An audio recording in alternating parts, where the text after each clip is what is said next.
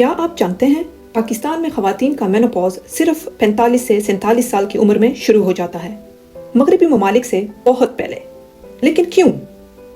آئیے اس حقیقت سے پردہ اٹھاتے ہیں، دیکھتے ہیں کہ یہ کیوں ہو رہا ہے اور یہ تبدیلیاں ہماری ماؤں، بہنوں اور بیٹیوں پر کیسے اثر ڈالتی ہیں۔ یہ ہیں شازیہ، 46 سالہ ٹیچر جو ملتان میں رہتی ہیں۔ شازیہ نہ صرف ایک ماں بلکہ ایک بہترین استاد اور اپنی کمیونٹی کے لیے ایک مثال ہیں۔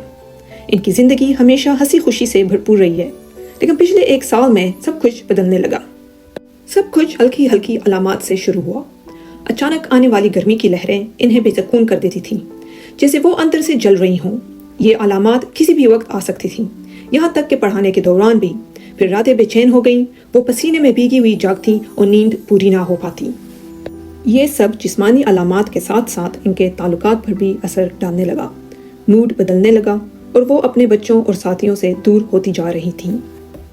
پاکستان میں مینوپاز کے موضوع پر بات کرنا بہت کم ہوتا ہے۔ شازیہ کے لیے یہ خاموشی الجھن اور تنہائی کا سبب بن گئی۔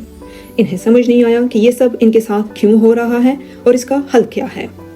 پاکستان میں جلد مینوپاز کی بڑی وجوہات میں غذائی قلت جیسے کیلشیم، وٹامن ڈی اور فولاد کی کمی، بار بار حمل اور کم عمری میں شادی شامل ہیں۔ اس کے ساتھ ماحولیاتی آلودگی، ناقص غذا اور تمباکو نوشی ہارمونز کے توازن کو مزید بگاڑ دیتے ہیں۔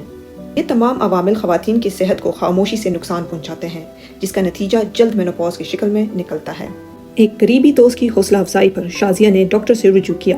یہاں انہیں معلوم ہوا کہ ان کی علامات گرمی کی لہریں، رات کو پسینہ آنا اور موڈ کی تبدیلیاں مینوپاز کے اثرات ہیں، جن کا تعلق ہارمونی تبدیلیوں سے ہے۔ ڈاکٹر نے انہیں بتایا کہ یہ تبدیلیاں قدرتی ہیں، لیکن ان کے لیے بہتری کے اقدامات کیے جا سکتے ہیں۔ ڈاکٹر نے شازیہ کے لیے ایک جامع منصوبہ تجویز کیا۔ ہارمون ریپلیسمنٹ تھراپی ایک آپشن تھا، لیکن شازیہ نے غیر ہارمونی حل کو ترجیح دی۔ انہوں نے اپنی غذا میں کیلشیم اور اومیگا 3 جیسے اجزاء شامل کیے جو ہڈیوں کی صحت اور موڈ کے لیے فائدہ مند ہیں۔ ساتھ ہی انہوں نے ہلکی ورزشیں اور ذہنی سکون کے لیے میڈیٹیشن شروع کی۔ ڈاکٹر نے انہیں پیلوک فلور کی مشقوں کی بھی تجویز دی جو ان کی جسمانی مضبوطی کے لیے اہم تھیں۔ ڈاکٹر نے شازیہ کو کچھ سادہ سوال نامے دیے جنہوں نے ان کی علامات کو سمجھنے میں اور ان کے لیے بہترین حل تلاش کرنے میں مدد دی۔ کچھ مہینوں کے بعد شازیہ کی علامات میں نمایاں کمی آئی۔ ان کی نیند بہتر ہوئی، ان کا موڈ ہلکا اور توانائی واپس آ گئی۔ سب سے بڑھ کر وہ اپنے کام اور خاندان میں دوبارہ خوشی محسوس کرنے لگی۔ شازیہ نے سیکھا کہ مینوپاز زندگی کا خاتمہ نہیں بلکہ ایک نیا آغاز ہو سکتا ہے۔ اگر آپ بھی شازیہ کی طرح ان علامات کا سامنا کر رہی ہیں تو یاد رکھیں آپ اکیلی نہیں ہیں۔ مدد حاصل کرنا پہلا قدم ہے۔